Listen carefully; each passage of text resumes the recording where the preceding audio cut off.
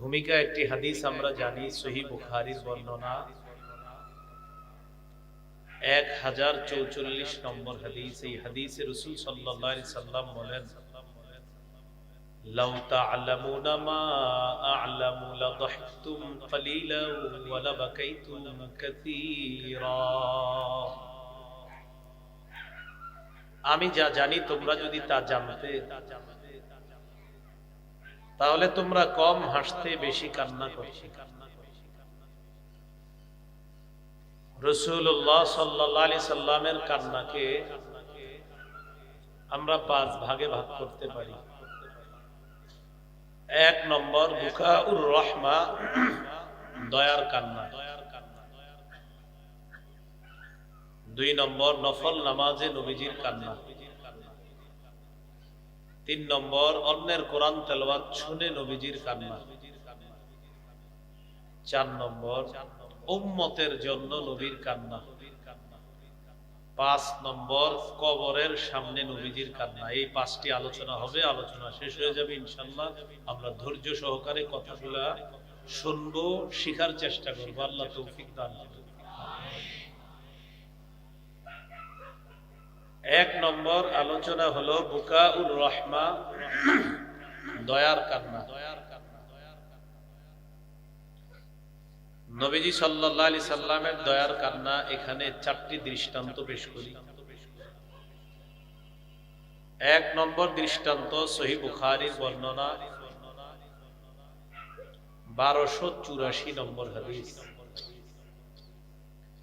এই হাদিসের বর্ণনাকারী উসামা ইবনে যায়েদ রাদিয়াল্লাহু তাআলা তিনি বলেন, أرسلت ابنة النبي صلى الله عليه وسلم إليه إن ابنا لي قبضا فأتنا। নবীজির নাতি অসুস্থ হয়েছে, নাতি, মেয়ের ঘরের নাতি অসুস্থ হয়েছে। মেয়ে রাসূলুল্লাহ সাল্লাল্লাহু আলাইহি সাল্লামের কাছে সংবাদ পাঠাইলেন, আব্বা, আমার ছেলেটা অসুস্থ হয়েছে, আপনি একটু আমাদের বাসায় আসেন দেখার জন্য। فأرسل رسول الله صلى الله عليه وسلم يقرئ السلام ويقول إن لله ما أخذ وله ما أعطى وكل عنده بأجل مسمى فلتصبر ولتحتسب। রাসূলুল্লাহ সাল্লাল্লাহু আলাইহি সাল্লাম তার কন্যার কাছে পাল্টা সংবাদ পাঠাইলেন। কন্যাকে সালাম পাঠাইলেন আর বললেন, কন্যাকে গিয়ে বলবা, ইন্না লিল্লাহি মা আখাযা, যা আল্লাহ নিয়ে যান সেটাও আল্লাহর, ওয়া লাহু মা আ'তা, যা আল্লাহ দান করেন এটাও আল্লাহ, ওয়া কুল্লুন ইনদাহু বিআজালিম মুসাম্মা, প্রত্যেকটা জিনিসের একটা নির্ধারিত সময় আছে। তোমার সন্তানের একটা নির্ধারিত সময় আছে। ফালতাসবির ওয়াল তাহতাসিব, আমার কন্যাকে জানায়া দিবা তার ছেলে, সে যদি ইন্তেকাল করে তার সময় শেষ হয়ে গেছে, তার সন্তানটাকে যদি আল্লাহ নিয়ে নেয় এটাও আল্লাহর। এতদিন যে তাকে সন্তানটা দিয়েছে, তার কাছে রেখেছে, তখনও এই সন্তান ছিল আল্লাহর। তো এখন যে সন্তান আল্লাহ নিয়ে নিবে, সন্তানটা কার? আল্লাহ। ফালতাসবির ওয়াল তাহতাসিব, মেয়েকে বলবা সে যেন ধৈর্য ধারণ করে এবং সওয়াবের আশা করে। তো এই কথা নবীজির কন্যাকে নবী পাঠাইলেন।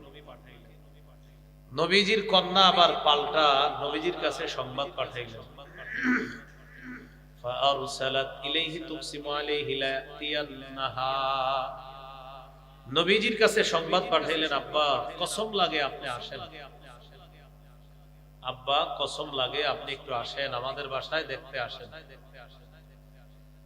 তো রাসূলুল্লাহ সাল্লাল্লাহু আলাইহি সাল্লাম এর বাসায় রওনা করলেন। فقام ومعه سعد بن عبادة, ومعاذ بن جبل وأبي بن كعب وزيد بن ثابت ورجال رضي الله تعالى عنهم। নবীজি তার কন্যার বাড়িতে রওনা করলেন, সাথে চারজন সাহাবী। এই চার সাহাবীর নাম হাদিসে আসছে, এর সাথে আরো কিছু সাহাবী ছিলেন, তাদেরকে নিয়ে নবীজি তার মেয়ের বাড়িতে গেলেন। ফারুফিআ ইলা রাসূলিল্লাহি সাল্লাল্লাহু আলাইহি ওয়াসাল্লাম আস-সাবিয়্যু। কন্যার বাড়িতে যাওয়ার পর আল্লাহর নবীর নাতিটা নবীর কোলে দেওয়া হয়। নাতিকে কোলের মধ্যে দেওয়ার পর নবী যখন তার নাতির দিকে তাকাইলেন, ফাফাদাত আইনা, নাতির দিকে নবী যখন তাকাইলেন, তাকিয়ে দেখলেন নাতির প্রাণটা বের হবে হবে অবস্থা। ওয়া নাফসুহু তাতাকাকা, তার প্রাণটা বের হবে হবে অবস্থা, এমন অবস্থা। নবীজি নাতির দিকে দেখা ফাফাদাত আইনা, আল্লাহ নবীর দুই চোখ থেকে পানি পড়া শুরু হয়ে যায়, চোখ বেয়ে পানি পড়ছে। নবীজির চোখে পানি দেখে সাহাবী নবীকে প্রশ্ন করলেন, ইয়া রাসূলুল্লাহ মা হাযা, হুজুর এটা কি, আপনিও কান্না করেন? নবীজি জবাব দিলেন, ইন্না হাদিহি রাহমা জাআলাহাল্লাহু ফি কুলুবি ইবাদি, এটা হলো মায়া, এটা হলো দয়া, এটা হলো রহমত। এই রহমত আল্লাহ তার বান্দাদের অন্তরে ঢেলে দেয়। এটা দয়া, এটা মায়া, এটা রহমত। এই রহমত আল্লাহ তাআলা তার বান্দাদের অন্তরে ঢেলে দেন।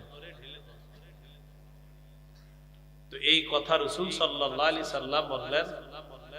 এখান থেকে বোঝা যায় কাউকে দেখে মুমূর্ষ অবস্থায় যদি চোখের পানি আসে, এটা দয়া, এটা মায়া, এটা রহমতের কান্না, এটা দয়ার কান্না।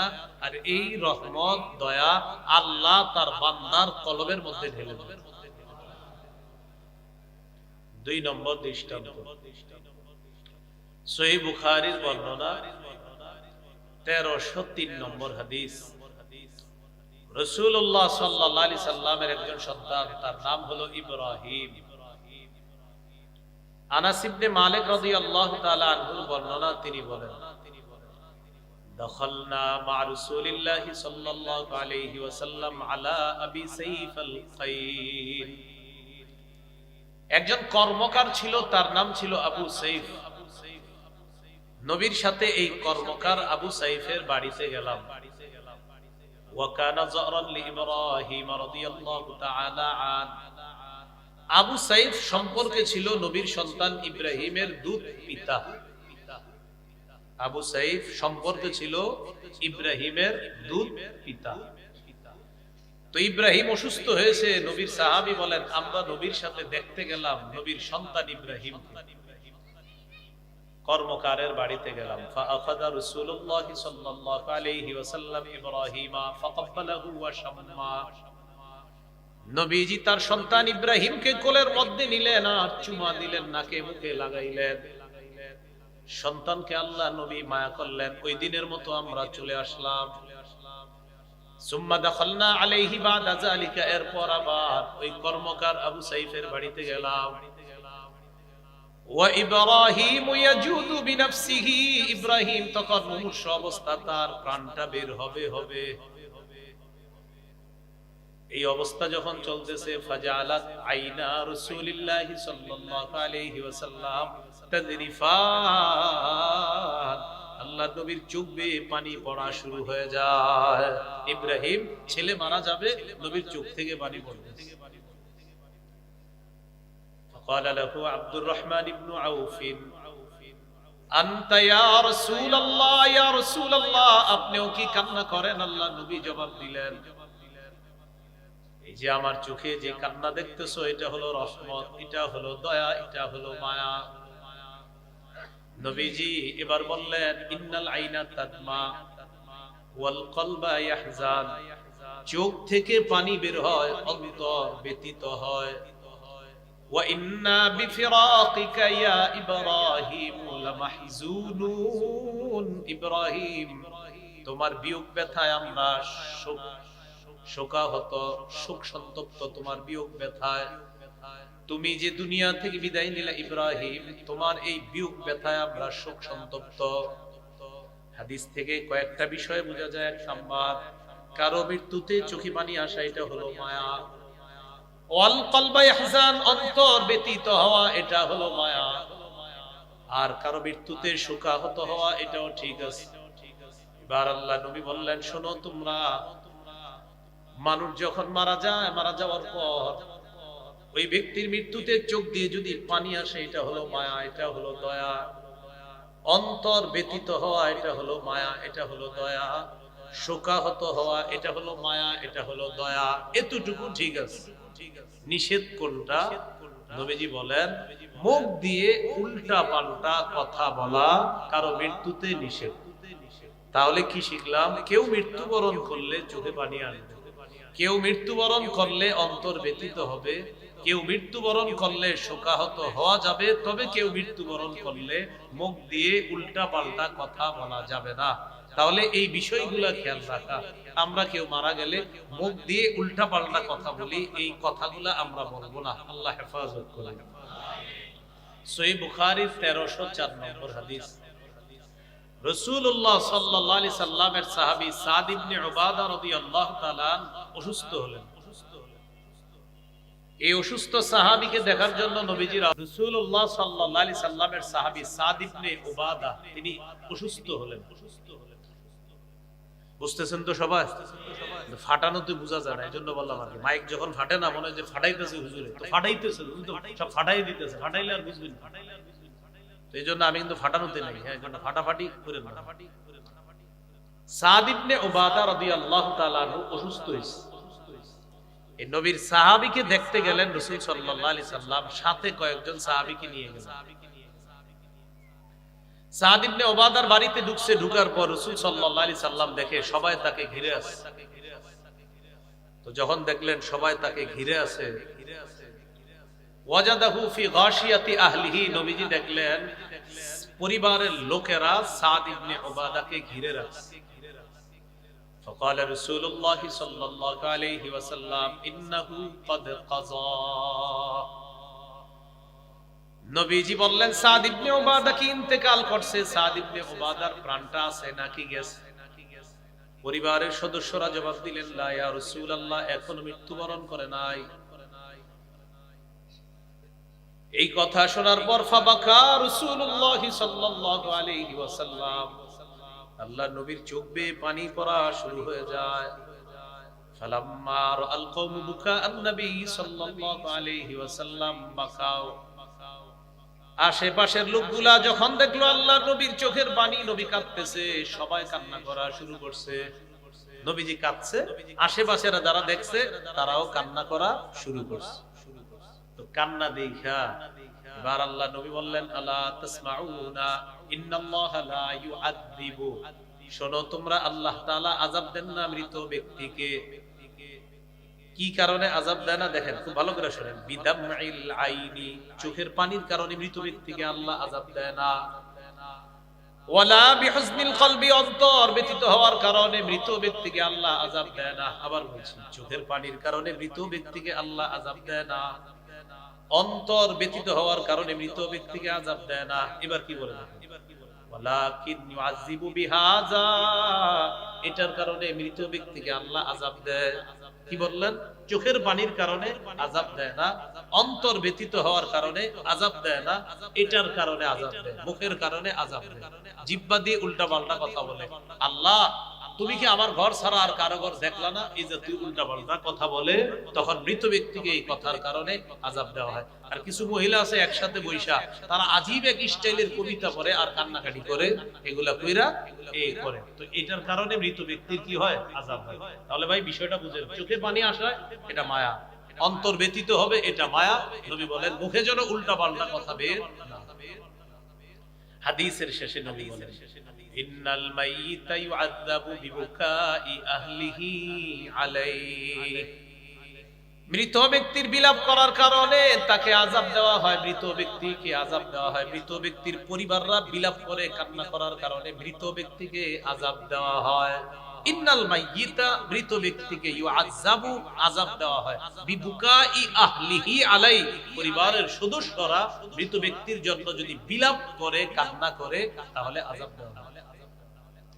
এই জন্য ওমর ফারুক রাদিয়াল্লাহু তাআলা কি করছেন কানা ওমর রাদিয়াল্লাহু তাআলা আন ইয়াদরিবু ফিহি বিল আসা ওয়া ইয়াহসি বিত তুরাব ওয়াহতি বিল আসা ওয়াহসি বিত তুরাব।